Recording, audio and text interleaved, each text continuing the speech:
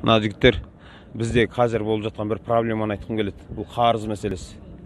Қараңыз, исламда айтады, қарыз беретін болсаң, қарыз алатын болсаң, ортаға екі куәні қойыңдар дейді. Екеуің ақ болмаңдар, жандарыңда екі куә ер адам болсын дейді. Және жазыңдар дейді. Не үшін? Ислам сенің ертеңің тыныш болсын дейді. Ертеңің. Бізде қара не болып жатыр? Мына менің бауырым, досым, мен бұдан қарыз ақшалайын деп жатырмын да, бізге айтады да біреу, ортаға куәге екі адам қойыңдар дейді ғой. Сол кезде бізде жаңағы ұят деген нәрсе оянып кетеді ғой бізде. Сөйтеді де мұны айтады, қоя екеумізге ондай куә ұят қоя қойсай. Керек емес ол. Мен де айтам, қоя біз куә қойып не маған сенбейсіңдер ме не деген сияқты ше. Қараңыз, бұл пайғамбардың сүннеті бұл. Кімдеген пайғамбардың сүннетін орындамайды, артында бір зияны тиеді оның. Бұны менсінбеген адамдарға ше. Бізде кейбір кезде ұятымыз оянып кетіп, керек емес дейсің ғой. Соларда не болады білесіз бе ертесіне?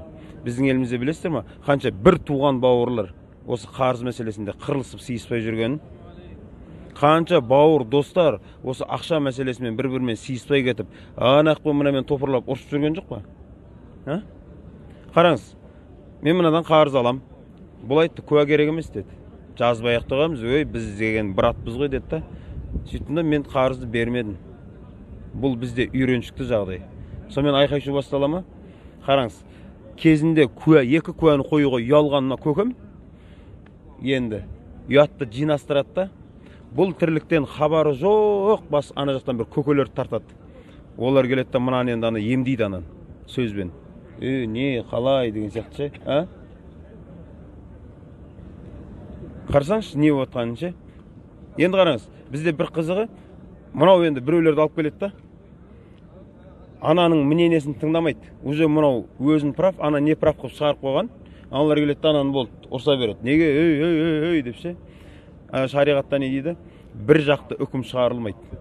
Ананы тыңдап, не болса мынаны тыңдап, үкім шығарылмайды. Екеуі де отырсын. Шындық сол кезде шығады.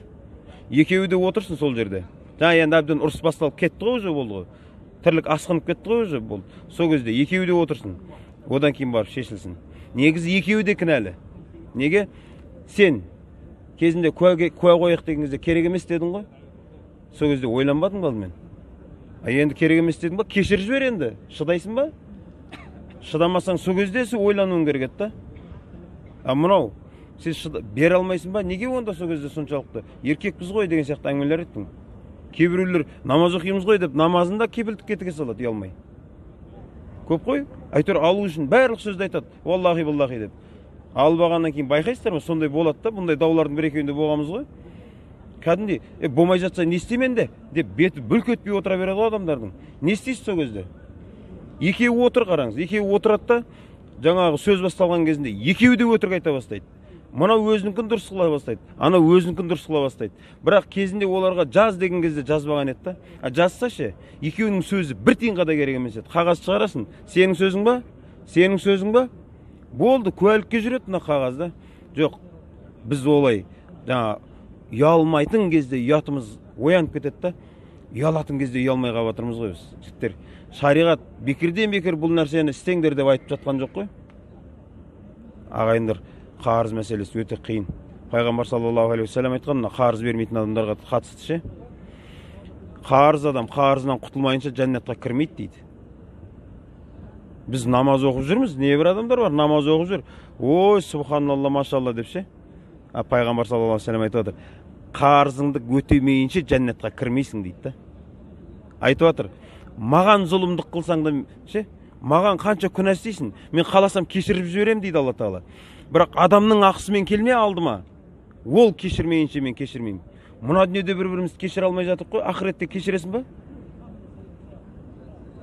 Тағы бір түрін айтайын. Мен сенен қарыз ақша алам, 100 000 теңге. Сен бересің маған. Мен бүйтем да, санамайым, қалтама салам. Сен айтасың, санап алсайшы. Қоя бер, брат, енді саған сенем ғой, ұялып қалады да, санауға ше, қалтасына сала салады. Сөйтеді да кетеді. 100 000 теңге алған. Үйіне барып санаса 92 000 теңге шығады да.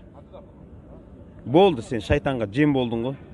Шайтан енді сені алады да жұмыс істетеді енді. Сен бұдан бұндай шығады деп ойлаған жоқпын.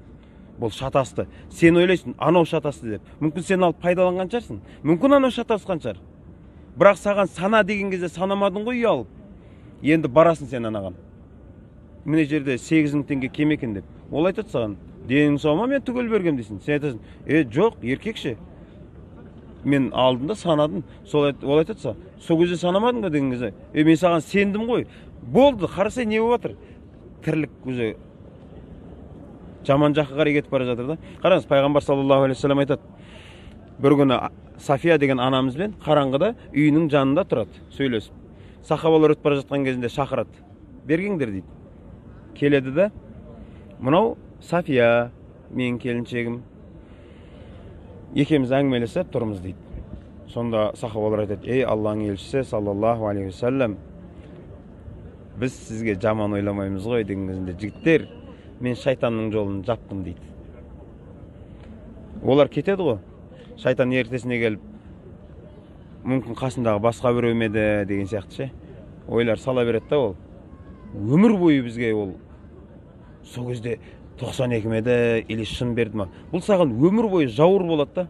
Жігіттер, қараңыз. Шариғат айтып жатыр, ұялма.